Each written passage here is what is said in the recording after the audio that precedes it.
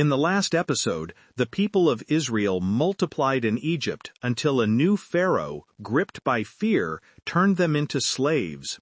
He ordered every Hebrew baby boy thrown into the Nile. But one mother hid her son in a basket among the reeds, and Pharaoh's own daughter drew him from the water. She named him Moses, and raised him as a prince of Egypt. Now Moses is a man. He has grown up in the palace. He has learned the language of power. He has worn fine linen and walked on polished floors. But something in him has never forgotten where he came from.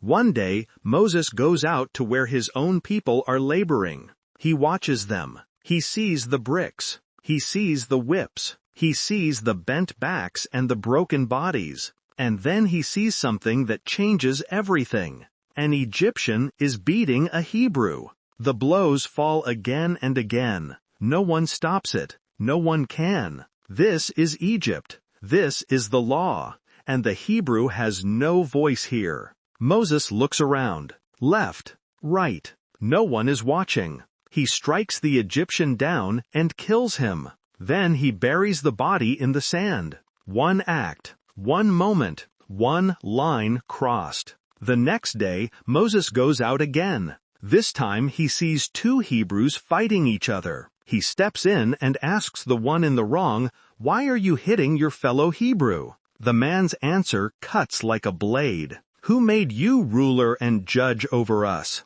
Are you thinking of killing me as you killed the Egyptian?" Moses freezes. They know. If the Hebrews know, it is only a matter of time before Pharaoh knows. And Pharaoh does find out. He seeks to kill Moses. The prince who was rescued from the Nile is now a fugitive. The man who had everything must now leave it all behind. Moses flees. He runs east, away from the pyramids, away from the throne, away from the people he tried to help, and the palace that raised him. He crosses the desert until the land of Egypt is far behind him. He arrives in Midian. He is no one here. No title. No power, no past that anyone remembers. Moses sits down by a well. Soon, 7 daughters of a priest come to draw water for their father's flock. But shepherds arrive and drive them away. They have done this before. They expect no resistance.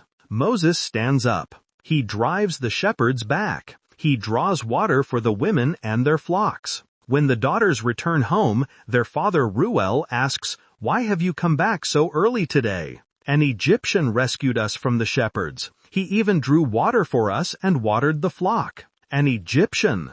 That is how they see him. That is how the world sees him. But Moses knows the truth. He is not Egyptian. He is not fully Hebrew. He is a man without a country. Reuel invites Moses to stay. He gives him his daughter Zipporah in marriage.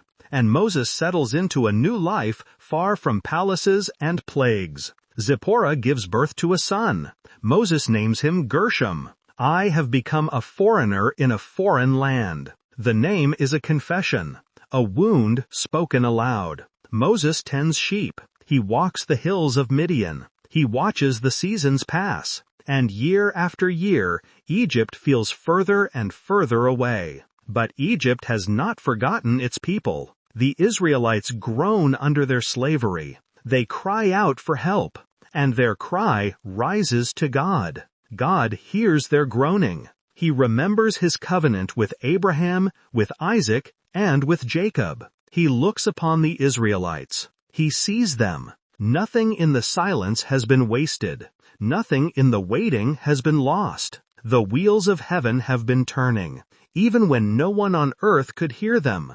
And now, out in the wilderness, a shepherd is about to see something burning. Thank you for listening to this episode of the Exodus series. If this journey has stirred something in you, please consider subscribing to the channel and sharing this video with others. In the next episode, God will speak from fire, reveal his name, and call Moses back to the land he fled.